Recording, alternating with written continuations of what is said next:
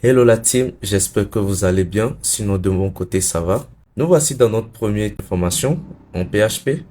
Oui. Et voilà, cette formation va nous apprendre les bases de PHP, ce que c'est que PHP. Et après, on fera quelques exercices sur les boucles et autres, tout ce qui concerne les bases du PHP. On fera des exercices. Et après, on va créer aussi des applications web. On va visiter des bibliothèques et autres. Donc, n'hésitez pas à vous abonner. On y va. Alors, c'est quoi PHP? PHP ou Hypertext Preprocessor est un langage de programmation libre, c'est-à-dire gratuit et accessible à tous, principalement utilisé pour créer des pages web dynamiques, celles qui changent en fonction des actions de l'utilisateur via un serveur web. Ça veut dire, ça change en fonction des interactions avec l'utilisateur, le clic sur le bouton d'envoi de formulaire et tout ça. Il peut également être utilisé comme un langage interprété qui fonctionne sans compilation pour des applications locales, celles qui s'exécutent sur l'ordinateur sans passer par un navigateur, ce qui veut dire les applications qu'on installe directement sur l'ordinateur. PHP est un langage impératif orienté objet. Donc, ce qui veut dire que c'est un langage impératif et aussi orienté objet. Un langage impératif, ce qui veut dire que ça s'exécute en fonction des instructions et ça s'exécute d'une manière consécutive. Donc, quand on finit une instruction, on passe à l'autre instruction, pas d'une manière synchrone en même temps. Voilà. Donc, et c'est orienté objet. Bon, l'orienté objet, après, on va parler de ça plus tard. Ce qui signifie qu'il utilise des structures appelées objets pour organiser et gérer le code de façon plus efficace. Il a permis de créer de nombreux sites web célèbres comme Facebook et Wikipédia.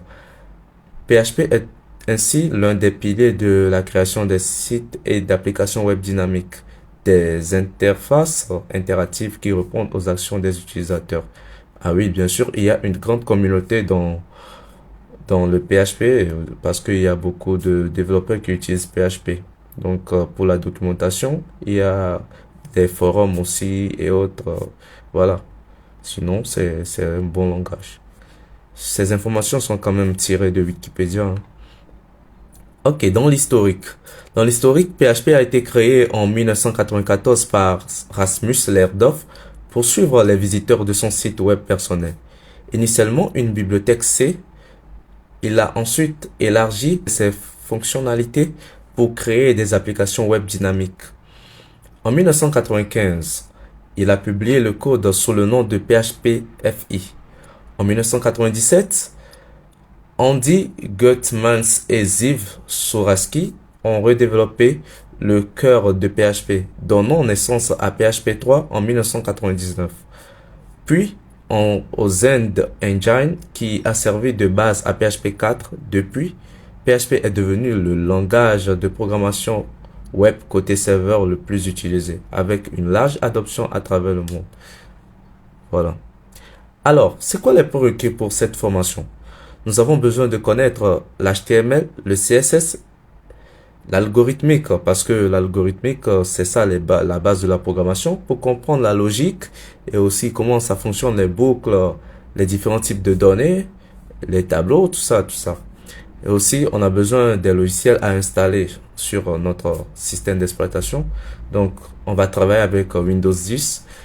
De mon côté, on doit installer le Visual Studio Code. Bon, normalement, on a besoin d'un environnement de développement intégré. Donc, il y a d'autres environnements de développement comme Sublime Test et autres. Mais pour être dans notre logique de travail, vous pouvez installer VS Code. On a besoin aussi de l'Aragon pour installer le serveur et autres. MySQL Workbench pour administrer les bases de données. Alors, sans plus tarder, on passe à l'installation.